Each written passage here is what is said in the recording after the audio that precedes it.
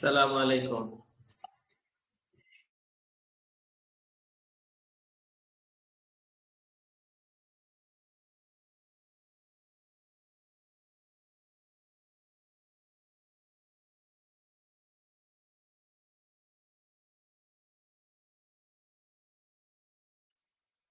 পরিসংখ্যানের দ্বিতীয় অধ্যায় পড়বো আমরা ইনশাআল্লাহ।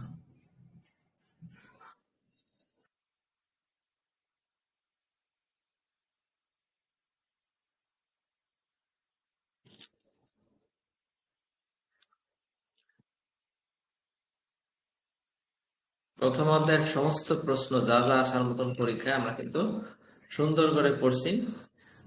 আপনারা অলরেডি পড়ে ফেলছেন হয়তো অনেকে অনেক অধ্যায়, কিন্তু তারপরও আমি খুঁটিনাটি সূক্ষ্ম দিকগুলো সহ প্রত্যেকটা টার্ম শব্দের ব্যাখ্যা বুঝে শুনে আমরা প্রত্যেকটা সাবজেক্ট পড়ি, পরিসংখ্যান সহ হিসাব বিজ্ঞান, এমআইএস সব সাবজেক্ট ওইভাবেই আমরা পড়বো ইনশাআল্লাহ। এখানে মোটামুটি 8টা প্রশ্ন ঘুরে ফিরে সর্বোচ্চ 8টা প্রশ্ন এখানে আপনারা পড়লে হবে, এর বাইরে পড়া লাগবে না। আবার এখানে আপনাদের সাজেশন বই থেকে দেখেও কয়েকটা বাদ দিবেন, ঠিক আছে? তো প্রথম যে প্রশ্নটা আছে সেটা হলো দৈব চলক কি, প্রকারভেদ সংজ্ঞা সহ বর্ণনা করুন। ঠিক আছে, দৈব চলক প্রকারভেদ সংজ্ঞা সহ বর্ণনা।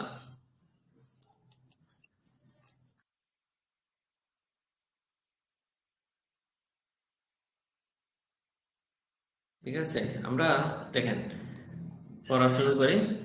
দৈব চলক হলো সম্ভাবনা অপেক্ষকে ব্যবহৃত একটি বিশেষ ধরনের চলক। এখন কথা হলো দৈব চলকটা কি? দৈব শব্দ মানে আমরা বুঝে ফেলছি, দৈব মানে হঠাৎ করে যেটা ঘটে যায়, হ্যাঁ। আর চলক মানে হলো একটা ভেরিয়েবল। আমি যদি দৈব চলকটা আপনাদেরকে বোঝানোর আগে চলকটা বলি, চলক মনে করেন এক্স ওয়াই জেড, সহজ কথা, ঠিক আছে? এটা একটা পরিসংখ্যানের একটা কমন ধারণা হচ্ছে চলক। মনে করেন যে কোনো অজ্ঞাত বা অনিশ্চিত বা যে কোনো দৈব ঘটনা বা প্রক্রিয়ার একটা ফলাফল থাকে, থাকে না?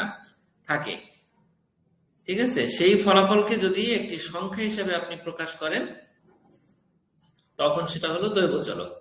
আমরা যদি আরো সহজভাবে বলি, মনে করেন যে কোনো একটা পরীক্ষা, একটা নির্দিষ্ট একটা পরীক্ষা আপনি ধরলেন, সেই পরীক্ষার ফলাফল হিসাবে বিভিন্ন মান আসতে পারে।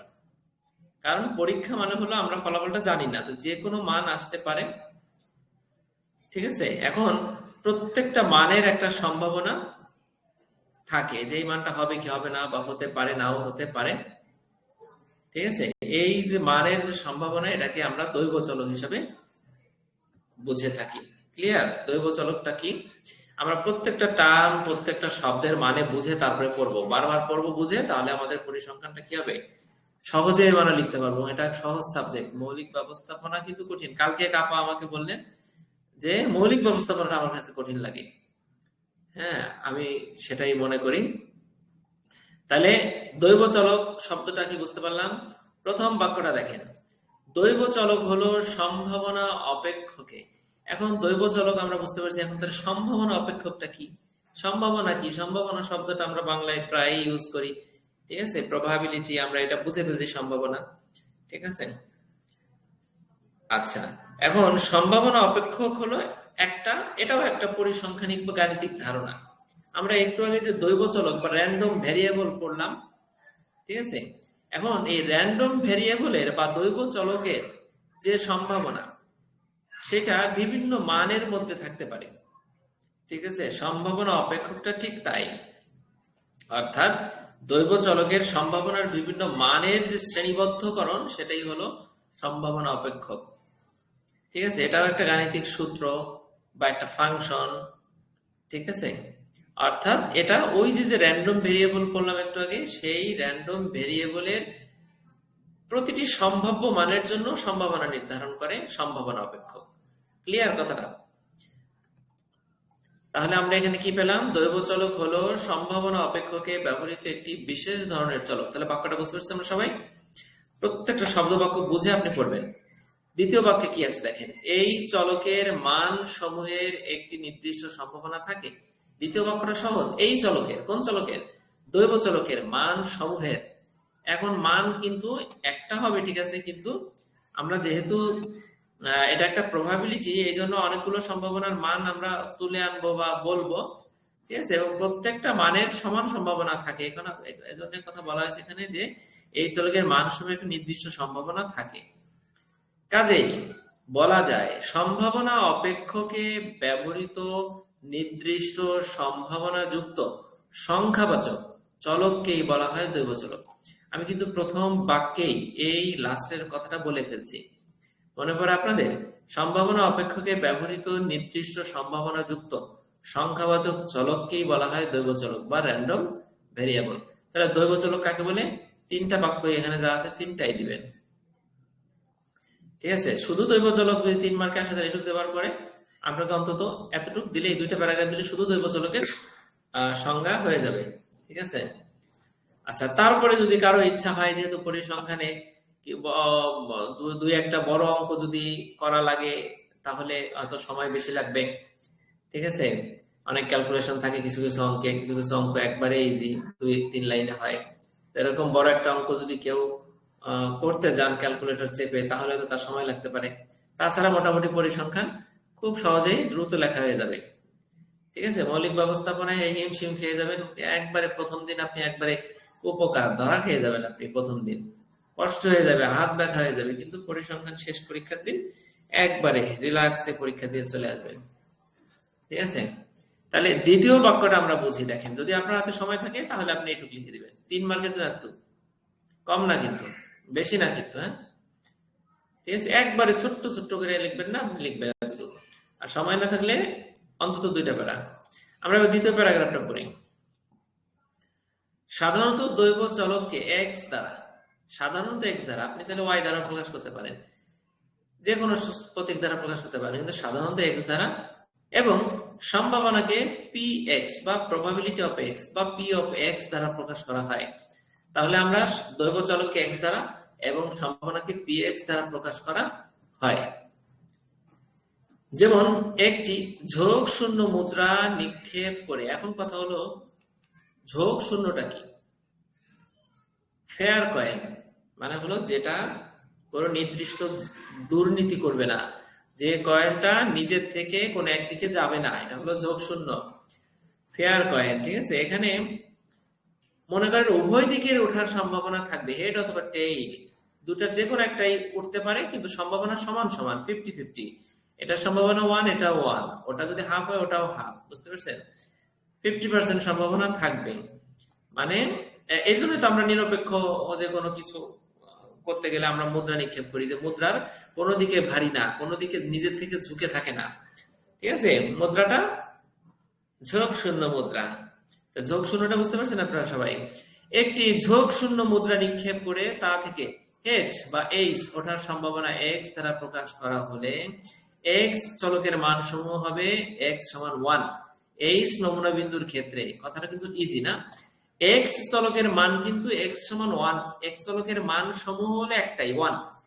এইচ নমুনা বিন্দুর ক্ষেত্রে যদি আপনি হেড চান তাহলে এক্স সমান 1, যখন এক্স সমান 1 মানে হলো হেড উঠে গেছে বা উঠবে নিশ্চিত, ঠিক তখন টি নমুনা বিন্দুর ক্ষেত্রে এক্স সমান আবার 0, বুঝতে পারছেন? তাহলে এই প্যারাগ্রাফটা যদি বুঝে থাকেন তাহলে লিখে দিলে হবে। আমি আবার একটু পড়াই। একটি ঝোঁক শূন্য মুদ্রা নিক্ষেপ করে তা থেকে হেড ওঠার সম্ভাবনা এক্স দ্বারা প্রকাশ করা হলে এক্স চলকের মান সমূহ হবে এক্স সমান 1 এইচ বিন্দুর ক্ষেত্রে, আর এক্স সমান 0 হবে কখন? টি বিন্দুর ক্ষেত্রে। যেহেতু আমি বলছি এখানে যে হেড ওঠার সম্ভাবনা এক্স দ্বারা প্রকাশ করা হলে, এক্স যদি হেড ওঠার সম্ভাবনা হয় তাহলে এক্স সমান 1 হবে, মানে হেড উঠবে। তাহলে বিপরীতে এক্স সমান 0 মানে টির ক্ষেত্রে 0 হবে, কিন্তু এইচ এর ক্ষেত্রে এক্স সমান 1। এক্ষেত্রে এক্স এর প্রতিটি মানে হেড ওঠার সম্ভাবনা, এক্ষেত্রে এক্স এর প্রতিটি মানে হেড ওঠার সম্ভাবনা প্রবাবিলিটি অফ এক্স সমান 1/2। আপনারা কি বুঝতে পারছেন? এক্স এর প্রতিটি মানে হেড ওঠার সম্ভাবনা, মানে এক্স এর মান কিন্তু ওই হেড টেল দুইটাই, সেই ক্ষেত্রে হেড ওঠার সম্ভাবনা কিন্তু আবার 1 না, হেড ওঠার সম্ভাবনা আবার হাফ। প্রতিটি মানে মানে হলো হেড এক্স এর মান যখন আপনার যখন আপনি এইচও ধরবেন, যখন আপনি টিও ধরবেন, আপনি জানেন না যে হেড উঠবে না টেইল উঠবে, ঠিক তখন প্রবাবিলিটি অফ এক্স সমান 1/2, মানে হাফ। ঠিক আছে, আবার হাফ হাফ যোগ করলে অন হয়, তার মানে পুরো সম্পূর্ণ সম্ভাবনা, কোন একটা ঘটনার সম্পূর্ণ সম্ভাবনা কিন্তু ওয়ান। এটা আমরা পরে এই যে একটা অঙ্ক আছে না, আমরা প্রথম অধ্যায়ে এই যে অঙ্কটা আমি দেখাই আপনাদের, এই যে অঙ্কটা, এই যে এই অঙ্কটাই কিন্তু আমরা পড়ছিলাম এখানে। এই যে দেখেন 1/6 আপনাদেরকে বুঝাইছিলাম। তারপরে একটা অঙ্ক আছে এখানে, একটা, এই দেখেন এটার ক্ষেত্রে অন প্রমাণ করা যায়। তারপরে ওই সেটা, এই যে নমুনা ক্ষেত্রে মোট সম্ভাবনা পিএস সমান 1, প্রবাবিলিটি অফ স্যাম্পলিং যে ক্ষেত্রটা সেটার সম্ভাবনা হচ্ছে 1। আবার এখানে আপনি প্রমাণ করতে পারবেন যে 0 থেকে 1 এর মধ্যে থাকে প্রবাবিলিটির সম্ভাবনাটা। ঠিক আছে, যে কোনো ঘটনার সম্ভাবনা।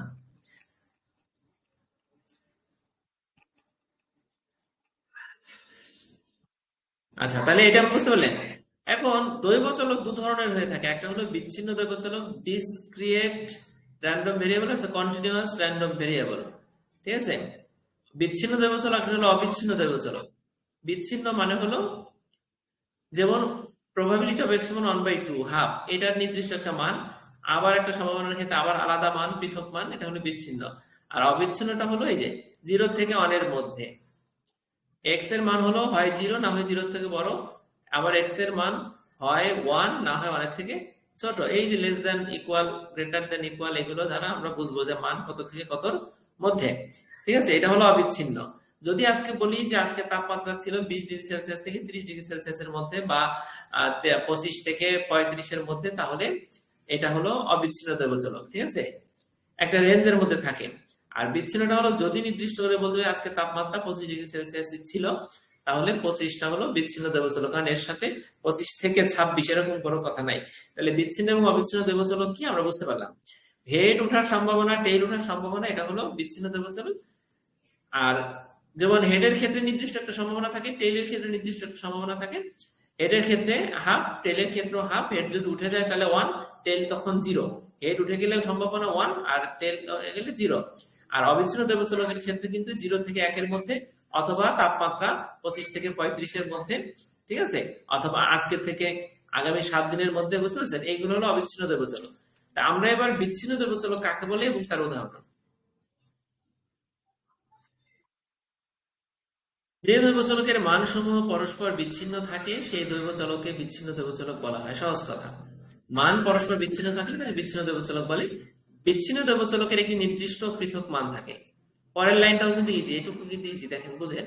বিচ্ছিন্ন দৈবচলকের একটি নির্দিষ্ট মান থাকে, নির্দিষ্ট মানে এটার কিন্তু নির্দিষ্ট মান নাই। 0 থেকে 1 এর মধ্যে, দেখছেন 0 থেকে 1 এর মধ্যে কিন্তু অনেক সংখ্যা থাকে, 0.001, হ্যাঁ, এবং অনেক সংখ্যা থাকে না। তাহলে আমরা এখানে কি বলছি, বিচ্ছিন্ন দৈবচলকের একটি নির্দিষ্ট এবং পৃথক মান থাকে, এবং এই পৃথক মানের বিপরীতে একটি নির্দিষ্ট সম্ভাবনা নিরূপণ করা যায়। এখানে যে 3টা বাক্য আছে, হ্যাঁ 2টা বাক্য আছে, আমরা লাস্টের বাক্যটাকে 2 ভাগ করলে মোটামুটি 3টা বাক্য, 3টা বাক্যই কিন্তু সহজ, বুঝতে পারছেন আপনারা আশা করি। উদাহরণ কি, একটি মুদ্রা নিক্ষেপ পরীক্ষণে হেড ওঠার সম্ভাবনা, হেড ওঠার সংখ্যাকে যদি এক্স দ্বারা নির্দেশ করা হয়, হেড ওঠার সম্ভাবনা এক্স হলো প্রবাবিলিটি অফ এক্স, মানে হেড ওঠার সংখ্যা যদি হয় এক্স, তাহলে সম্ভাবনা হলো প্রবাবিলিটি অফ এক্স, সম্ভাবনার মান হলো 1/2। বুঝতে পারছেন, হেড ওঠার সম্ভাবনা হাফ, আবার টেইল ওঠার সম্ভাবনাও হাফ, এই জন্য 1/2। বুঝতে পারছেন। আচ্ছা, এবার আমরা অবিচ্ছিন্ন দৈবচলকটা পড়ি। কন্টিনিউয়াস র্যান্ডম ভেরিয়েবল, যে দৈবচলকের মান সমূহ অবিচ্ছিন্ন থাকে সেই দৈবচলককে অবিচ্ছিন্ন দৈবচলক বলা হয়। প্রথম বাক্যটা সহজ, অবিচ্ছিন্ন দৈবচলকের কোনো পৃথক মান নির্ণয় করা যায় না বলে এর বিপরীতে কোনো নির্দিষ্ট সম্ভাবনা নির্ণয় করা যায়। কথা কি বুঝতে পারছেন? নির্দিষ্ট সম্ভাবনা নির্ণয় করা যায়, সম্ভাবনা নির্ণয় করা যায় কিন্তু নির্দিষ্ট না। এইভাবে বলা যায় 0 থেকে 1, ঠিক আছে, কালকের তাপমাত্রা 25 থেকে 40 এর মধ্যে থাকতে পারে, 25 এর মধ্যে 35 এর মধ্যে থাকতে পারে, ঠিক না? এটা হলো নির্দিষ্ট সম্ভাবনা না, কিন্তু পৃথক মান নির্ণয় করা যাচ্ছে না। বুঝতে পারছেন? তাহলে এখানে 3টা বাক্য, এখানে 3টা বাক্য, খুব ইজি, যা আছে তাই লিখবেন, বেশ বাড়তি কোনো কথা নাই। যেমন যদি একটি এক্স একটি দৈবচলক হয়, এক্স এর মান 0 থেকে 1 এর মধ্যে অবস্থান করে, এইটুকু আপনারা নিশ্চয়ই বুঝেন। আমি তারপরে একটু বলে দেই। লেস দেন অর ইকুয়াল বা less than equal, less than or equal, এদিক হলে গ্রেটার দেন, এটা হলে গ্রেটার দেন, এটা হলে গ্রেটার দেন অর ইকুয়াল, মাঝে নিচে দাগ থাকলে হলো হয় সমান হয়। আমি একটু বুঝাই, অনেকে একটু মানে বুঝতে অসুবিধা হতে পারে। দেখেন এই যে দিকটা বড় হা করে আছে মাছের মতন, এটা হলো বড়, এখানে টু দিবেন, এখানে কিন্তু টু এর নিচে যে কোনো সংখ্যা হবে 1। তার মানে এই দিকটা কোণ চিকন, এইদিকে ছোট এইদিকে বড়, বুঝতে পারছেন? এখন নিচে যদি একটা দাগ দিয়ে দেই তাহলে হয়ে যাবে হয় 1 থেকে 2 বড়, 1 থেকে 2 বড়, না হয় 1 আর 2 সমান। বুঝতে পারছেন? এই যে আমি যেটা লিখছি সেটার কথা হলো 1 থেকে 2 বড়, না হয় 1 আর 2 সমান। এখানে হচ্ছে এক্স এর মান 0 অথবা 0 থেকে বড়। যদি নিচের দাগটা না থাকতো তাহলে আমরা বলতাম এক্স এর মান অবশ্যই 0 থেকে বড়।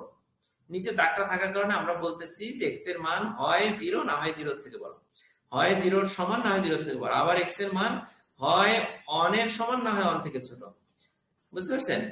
তাহলে আশা করি যে 1 নাম্বার যে প্রশ্নটা দৈব চলক কাকে বলে, প্রকারভেদ, যদি বলে দৈব চলক কাকে বলে, কত প্রকার কি কি, পারবেন। যদি দৈব চলকের সংজ্ঞা আসে পারবেন, যদি পৃথকভাবে বিচ্ছিন্ন দৈব চলক কাকে বলে উদাহরণ সহ লিখো তাহলেও কিন্তু পারবেন। এই একটা প্রশ্ন দিয়ে ছোট বড় অনেকগুলো প্রশ্ন তাদের শেখা হয়ে গেল। ঠিক আছে? তো এইভাবে খুঁটিনাটি প্রত্যেকটা লাইনে শব্দে মিলে প্রত্যেকটা টার্ম, এমন কোন টার্ম বইতে নোটে থাকবে না যেটা না শিখে না বুঝে আমরা আন্দাজে পড়া শুরু করব। ঠিক আছে? আন্দাজে পড়া শুরু করলে কি হয়, কঠিন লাগে। যেমন ম্যানেজমেন্ট ইনফরমেশন সিস্টেম সাবজেক্টটা প্রত্যেকটা শব্দ বাক্য বিস্তারিত ব্যাখ্যা করে, আমরা কিন্তু অনেক টার্মের ব্যাখ্যা লিখে দেই না প্রশ্নে। যেমন আপনাদের যদি আমি বলি এখানে আছে কি, দৈব চলক আছে, দৈব আছে, চলক আছে, সম্ভাবনা আছে, অপেক্ষক আছে। এই যে চারটা শব্দ, এই চারটা শব্দ চারটাই আমরা বুঝবো, বুঝে আমরা লেখা শুরু করব, পড়া শুরু করবেন, তাহলে আমাদের কাছে সহজ মনে হবে। তো ম্যানেজমেন্ট ইনফরমেশন সিস্টেমের মতন সাবজেক্ট যেটা আইসিটি নির্ভর, অনেকে এই সাবজেক্ট কখনো পড়েন নাই, ধরেন নাই। আবার হিসাব বিজ্ঞান, এই অনেকে কোনোদিন হিসাব বিজ্ঞান ব্যাকগ্রাউন্ডে ছিলেন না, সেই ক্ষেত্রে তারা যদি এই টার্ম গুলো না বুঝে তাহলে সে কিন্তু তার কাছে কঠিন মনে হবে। এই জন্য বলবো আপনারা টার্ম গুলো বোঝার চেষ্টা করবেন। ঠিক আছে? আর পরিসংখ্যানের একটা ব্যাখ্যা অংশ আমি লিখছিলাম, পুরো পুরো পরিসংখ্যান বইয়ের একটা ব্যাখ্যা। এখানে প্রত্যেকটা শব্দের, সূত্রের, প্রতীকের, চিহ্নের বিস্তারিত ব্যাখ্যা আছে। ঠিক আছে? যদিও ওই ব্যাখ্যা বইটা প্রিন্ট করে বিক্রি করি না, এটা যারা হ্যান্ড নোট নেন তাদেরকে আমি পিডিএফ ফাইল আকারে দিয়ে দেই, কিন্তু কথা থাকে যে এটা শুধুমাত্র তার কাছে সীমাবদ্ধ থাকবে। এইভাবে আমি জীবনে অনেক অনেক কিছু দিছি, কিন্তু কথা দিয়ে দিছি ভাই কাউকে দিবেন না। হয়তো তারা যদি এই কথার শর্ত লঙ্ঘন করে থাকে, হয়তো কিয়ামতের দিন জানি না কত সওয়াবের অধিকারী হব আমি। ঠিক আছে? যাই হোক, আপনারা কথা নিবেন না। আপনারা ব্যাখ্যা বইটা নিতে পারেন। অনেকেই বলেন যে ভাই পরিসংখ্যানের একটা শব্দ বাক্য অনেক কিছু বুঝি না, তো আপনি বলেন কিন্তু তারপর ওটা মনে থাকে না, ব্যাখ্যা অংশটা পিডিএফ ফাইল আমি দিয়ে দেবো। হ্যাঁ, ওইটা আপনারা একটু কষ্ট করে মোবাইল দিয়ে ল্যাপটপ দিয়ে দেখে নিবেন। তাহলে এটা শেষ। এরপরে আমাদের কাছে 9 মিনিট সময় আছে। আমি 9 মিনিট সময়ের মধ্যে এটা পার্থক্যটা ইজি আমি আপনাদেরকে পড়াই। দেখেন, বিচ্ছিন্ন ও অবিচ্ছিন্ন দৈব চলকের পার্থক্য। পার্থক্য 1, 2, 3, 4, 5, 6, 7, 8, 8টা আছে। আমরা কিন্তু 8 মার্কের জন্য 8টাই শিখে যাব। 5 মার্কে আসলে হয়তো 5টা 6টা দিতে পারি। ঠিক আছে? কিন্তু 8টা শেখা ভালো। ভূমিকাটা দেখি। দেখেন, সম্ভাবনা অপেক্ষকে ব্যবহৃত নির্দিষ্ট সম্ভাবনাযুক্ত সংখ্যাবাচক চলককে বলা হয় দৈব চলক। সম্ভাবনা অপেক্ষকে ব্যবহৃত নির্দিষ্ট সংখ্যাবাচক চলককেই বলা হয় দৈব চলক। আমি এখানে প্রত্যেকটা টার্মের ব্যাখ্যা একটু দিচ্ছি। ঠিক আছে? এই জন্য আমি আর বলতেছি না।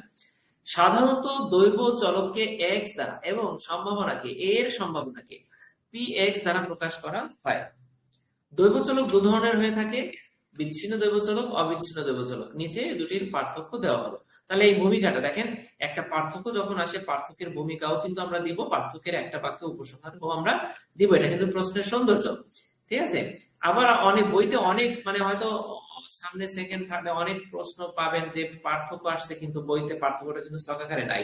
আপনি ছকাকারে একটা পার্থক্য দেওয়ার চেষ্টা করবেন, কারণ ছকাকারে পার্থক্য দিলে খুব দ্রুত লেখা যায়। 8 মার্কের একটা প্রশ্ন মানে অল্প সময়ের মধ্যে লেখা যায়, যেটা আপনার সময়টাকে বাঁচাবে। বিচ্ছিন্ন এবং অবিচ্ছিন্ন দৈব চলকের পার্থক্য করব। দেখেন, প্রথমেই আপনি সংজ্ঞাটা দিবেন। সংজ্ঞা কিন্তু একটু আগে পড়ালাম, সেই সংজ্ঞাটা সংক্ষিপ্ত করে দিবেন। তারপরে লিখবেন মানের প্রকৃতি। এই দৈব চলকের একটা মান থাকে না, সেই মানের বৈশিষ্ট্যটা কি? পৃথক ও সুনির্দিষ্ট, যেমন পূর্ণ সংখ্যা। পৃথক ও সুনির্দিষ্ট, যেমন পূর্ণ সংখ্যা। পূর্ণ সংখ্যা নাও তো হতে পারে। আচ্ছা, অসীম এবং ধারাবাহিক মান, যেমন দশমিক বা ভগ্নাংশ। এখানে দশমিক বা ভগ্নাংশ কথাটা আপনি চাইলে নাও দিতে পারেন, লিখতে পারেন অসীম এবং ধারাবাহিক মান। এক্সাম্পল তো নিচে দেওয়াই আছে। পৃথক ও সুনির্দিষ্ট মান। আচ্ছা, তাহলে বুঝতে পারলেন এটা কিন্তু এই মানটা কিরকম সেটা কিন্তু আপনি একটু আগে এখানে দেখছেন। আমি আবহাওয়ার এক্সাম্পল দিছি, তারপরে একটা এক্সাম্পল 0 থেকে 1 এর মধ্যে, ঠিক আছে? আচ্ছা, তাহলে এটা হলো পৃথক ও সুনির্দিষ্ট, আর এটা হলো অসীম ও ধারাবাহিক মান। 3 নম্বরে আছে মানের সম্ভাবনা। আমরা সংজ্ঞা বললাম, আপনাকে আমি সিকোয়েন্স পয়েন্টস গুলো একটু মুখস্থ করাই দিয়ে আপনাকে একটু খেয়াল রাখেন। বিচ্ছিন্ন এবং অবিচ্ছিন্ন দৈব চলক আসলে প্রথমে লিখবেন সংজ্ঞা। সংজ্ঞার পরে কি লিখবেন ভুলে গেছেন? কি লিখবেন? আপনি ভুলে গেছেন, লিখবেন মানের বৈশিষ্ট্য। মানটা কেমন? কারণ এই চলকের একটা মান থাকে, তার মানের বৈশিষ্ট্য। মানের বৈশিষ্ট্যের পরে আপনি লিখবেন মানের সম্ভাবনা, তারপরে দিবেন উদাহরণ, মানে মান লিখে দিবেন, উদাহরণ লিখে দিবেন। তাহলে প্রথম চারটা একটু মুখস্থ করাই। 1 নম্বর হলো সংজ্ঞা, তারপর হলো মানের বৈশিষ্ট্য বা মানের প্রকৃতি, তারপর হলো মানের সম্ভাবনা, তারপর হলো উদাহরণ। এই চারটার মধ্যে আপনারা মিল পান? পয়েন্টস গুলো মনে থাকে না তো সব অনেকের, তাই না? কারোই মনে থাকে না। তো সেই ক্ষেত্রে মিল তৈরি করে যেতে পারলে, সিকোয়েন্স তৈরি করতে পারলে, হ্যাঁ, আপনার মনে থাকবে। তাহলে সংজ্ঞা, মানের প্রকৃতি, মানের সম্ভাবনা, উদাহরণ। মানের সম্ভাবনাটা কি? প্রতিটি পৃথক মানের জন্য নির্দিষ্ট সম্ভাবনা নির্ধারণ করা যায়। একটু আগে যে প্রশ্নটা পড়ালাম, সেই প্রশ্ন যারা বুঝছেন তাদের এইটা কিন্তু তাদের জন্য সহজ। প্রতিটি পৃথক মানের জন্য নির্দিষ্ট সম্ভাবনা নির্ণয় করা যায়। যেমন probability of x সমান 1/2, টেইল ওঠার সম্ভাবনা। নির্দিষ্ট মানের জন্য সম্ভাবনা নির্ধারণ করা যায় না। উদাহরণটা কি? একটি মুদ্রা নিক্ষেপে হেড ওঠার সংখ্যা x সমান 0, আবার x সমান 1। কখন 0 আর কখন 1 আপনারা একটু বুঝতে পারছেন? যদি হেড উঠে যায় তাহলে x সমান 1, যদি হেড টেইলের ক্ষেত্রে আবার x সমান 0। বুঝতে পারছেন? আর এখানে বলছে x এর মান 0 থেকে 1 এর মধ্যে, অর্থাৎ 0 অথবা 0 থেকে বড়, 1 অথবা 1 এর থেকে ছোট এর মধ্যে হতে পারে, যেমন দৈর্ঘ্য বা তাপমাত্রা। বুঝতে পারছেন? সম্ভাবনার মান সবসময়, এখানে দেখেন দৈর্ঘ্য বা তাপমাত্রার মানটা কিন্তু 0 থেকে 1 এর মধ্যে হয় না। আপনি তাপমাত্রা চালিয়ে লিখতে পারেন 20 থেকে 25। কথাটা ওইভাবে বুঝবেন না, বুঝবেন এইভাবে যে সম্ভাবনার মান সাধারণত 0 থেকে 1 এর মধ্যে থাকে। সেই ক্ষেত্রে এই এক্সাম্পল, ঠিক আছে? আবার আপনি তাপমাত্রার এক্সাম্পলের ক্ষেত্রে চাইলে এখানে আপনি 20 দিয়ে দিতে পারেন, যে কালকে তাপমাত্রা 20 এর থেকে 25 এর মধ্যে থাকবে, ঠিক আছে? সেই ক্ষেত্রে আলাদা। এখানে উদাহরণ জাস্ট মান, কিন্তু যখন সম্ভাবনার মান বোঝাবে তখন কিন্তু এটা আসবে, এটাই অলওয়েজ এইটা, ঠিক আছে? আচ্ছা, এবার তাহলে প্রথম চারটা আপনাদের হলো, আমি পরের চারটা পড়াই। সম্ভাবনাটা কি? মানের প্রকৃতি পড়াইছি, মানের সম্ভাবনা পড়াইছি, উদাহরণ দিছি, এখন সম্ভাবনা। একই জিনিস ঘুরে ফিরে আসতেছে, কিন্তু যেহেতু আমাকে সাধারণ একটা বিষয় নিয়ে আমাকে 8টা পার্থক্য লিখতে হবে, এই জন্য আমি এইভাবে লিখবো। সম্ভাবনাটা কি দেখেন, সম্ভাবনা ফাংশন নির্ধারণ করা যায় probability of x সমান 1/2। probability of x সমান 1/2। আর এখানে হলো সম্ভাবনা একটি পরিসরের মধ্যে থাকে, নির্দিষ্ট মানের সম্ভাবনা নির্ধারণ করা সম্ভব নয়। সম্ভাবনা কিন্তু এটার ক্ষেত্রেও, অবিচ্ছিন্ন দৈব চলকের ক্ষেত্রে নির্ণয় করা যায়। যায় না তা বলে দিবেন না, যায়, কিন্তু সেটা নির্দিষ্ট পরিসরের মধ্যে থাকে, একটা পরিসরের মধ্যে থাকে, নির্দিষ্ট মান থাকে না। মানে যেমন এটা 1/2 বলে দিছে, একবারে পিওর 1/2 বলে দিছে, হাফ বলে দিছে, কিন্তু এখানে কিন্তু বলা যায় না যে হাফ। এখানে কি হয়, বা 20, 25 বা 1 বা 0 বলা যায় না। এখানে হলো 0 থেকে 1, 20 থেকে 25। বুঝতে পারছেন? নির্দিষ্ট মানের জন্য নির্ধারণ করা যায় না, একটা পরিসরের মধ্যে থাকে। তাহলে আমরা এবার গণনা দেখেন, পূর্ণ সংখ্যা বা নির্দিষ্ট সংখ্যা হিসেবে গণনা করা যায়। পূর্ণ সংখ্যা বা নির্দিষ্ট সংখ্যা হিসেবে গণনা করা যায়, তাই না? অসীম সংখ্যক মানের জন্য পরিমাপ করা হয়, যেমন দশমিক, অথবা 0 থেকে 25, অথবা 0 থেকে ইনফিনিটি, মানে একবার অসীম। তাহলে গণনাটা বুঝতে পারলেন? এবার গণনার সহজতা, সাধারণত সহজ, কারণ মানগুলো সুনির্দিষ্ট থাকে, যেমন 1/2 বা 1 বা 0। কঠিন, কারণ এর মধ্যে অসীম মানের সমাহার থাকে। অসীম থাকতে পারে, সসীমও থাকতে পারে, আবার অসীমও থাকতে পারে, ঠিক আছে? বুঝতে পারছেন? আচ্ছা, এবার গণনার উদাহরণ যদি আমরা দেই, মুদ্রা নিক্ষেপের ওঠার সংখ্যা, হেড ওঠার সংখ্যা, হেড ওঠার ক্ষেত্রে টেইল 0, হেড 1, x সমান 0, x সমান 1, বুঝতে পারছেন? আর তাপমাত্রার ক্ষেত্রে যেমন 25.3 ডিগ্রি সেলসিয়াস থেকে 25.35 ডিগ্রি সেলসিয়াস হতে পারে। ঠিক আছে, তাপমাত্রা 25.3 ডিগ্রি সেলসিয়াস থেকে 25.35 ডিগ্রি সেলসিয়াস পর্যন্ত হতে পারে। এটা একটা পরিসীমার মধ্যে আছে। ওকে, তাহলে আপনারা খুব সহজ, পুস্তকে একবার খাতায় লিখবেন। উপরে দৈব চলকের দুটি প্রকরণ বিচ্ছিন্ন অবিচ্ছিন্ন দৈব চলকের মধ্যকার মৌলিক পার্থক্য সমূহ বিবৃত হলো। সুন্দর একটা বাক্য দিতে হবে, উপসংহার হিসেবে এটা দিতেই হবে। এটা প্রশ্নের সৌন্দর্য, এটা প্রশ্নের একটা গুরুত্বপূর্ণ অংশ, এটা দিবেন। ঠিক আছে, তো আশা করি আপনাদের সবার ভালো লাগলো। দুইটা প্রশ্ন পড়ালাম, আমরা আরো প্রশ্ন পড়াবো। একটা জিনিস বলি, পরিসংখ্যানের প্রত্যেকটা অধ্যায়ের প্রত্যেকটা প্রশ্ন ইজি। আমি প্রথম দিন আপনাদেরকে যখন অনেক মানুষ জয়েন করছে প্রথমে বলছিলাম যে পরিসংখ্যানের 99% জিনিস আপনি বুঝবেন, 1% জিনিস যদি আপনি নাও বুঝেন, আপনাকে যদি বোঝাতে সক্ষম নাও হই, ওই 1% জিনিসকে বা সর্বোচ্চ 5% জিনিসকে আমি এমন ভাবে একটা গল্প করে হোক, বৈজ্ঞানিক গল্প বা অবৈজ্ঞানিক গল্প করেও হোক, সেটা আপনাকে বোঝাবো এবং আপনি নিখুঁত ভাবে লিখে আসতে পারবেন পরীক্ষার হলে। কাজেই পরিসংখ্যান নিয়ে ভয়ের কোনো কারণ নেই, আপনারা সবাই সরাসরি থাকার চেষ্টা করবেন, কারণ অনেক কাজে ব্যস্ত হয়ে পড়ছি। সামনে কিন্তু আমারও পরীক্ষা, দেখেন 2টা সেমিস্টার একসাথে পরীক্ষা, কোনো বই কিন্তু আমার পড়া হয় নাই, তবে আমি ঘাটাঘাটি করতে গিয়ে সব বই বারবার, এমনকি দেখেন আমি ম্যানেজমেন্ট নিচ্ছি বা নিব, পরীক্ষা দেবো ম্যানেজমেন্ট থেকে ফাইনাল সেমিস্টারে, কিন্তু আমি মানব সম্পদ বা এইচআর এর বইগুলো নিয়ে কিন্তু ক্রমাগত 6 মাস ধরে ঘাটাঘাটি করতেছি, নোট তৈরি করতেছি। ঠিক আছে, ফুল 6 মাস হয়ে গেছে, আমি এখনো কিন্তু শেষ করতে পারিনি ফাইনাল সেমিস্টার নোটগুলো। ওইটা কিন্তু আমার পড়া হয়ে গেছে। আমি ভালো লাগে আমার যে আমি ম্যানেজমেন্ট নিচ্ছি, মানব সম্পদ আমার পড়া হয়ে গেছে। আমি মানব সম্পদের ক্লাসগুলো নিব, একবার করে বই শেষ করে দিব। ঠিক আছে ভাই বোনদেরকে, কারণ আপনারা পড়াশোনার সময় পান না, এটাই। তো আপনারা বইটা ফলো করবেন, ঠিক আছে, এবং একটু মনোযোগ দিয়ে পড়ার চেষ্টা করবেন, তাহলে আশা করি পরিসংখ্যানে কোনো ভয় থাকবে না। পরিসংখ্যানের সামনে দ্বিতীয় তৃতীয় অধ্যায়ে যত প্রশ্ন আছে, জটিল কঠিন প্রশ্ন আপনাদের কাছে মনে হতে পারে, এগুলো পানির মতো নিখুঁত ভাবে সহজ ভাবে আপনাদেরকে বোঝা দেওয়ার চেষ্টা করবেন।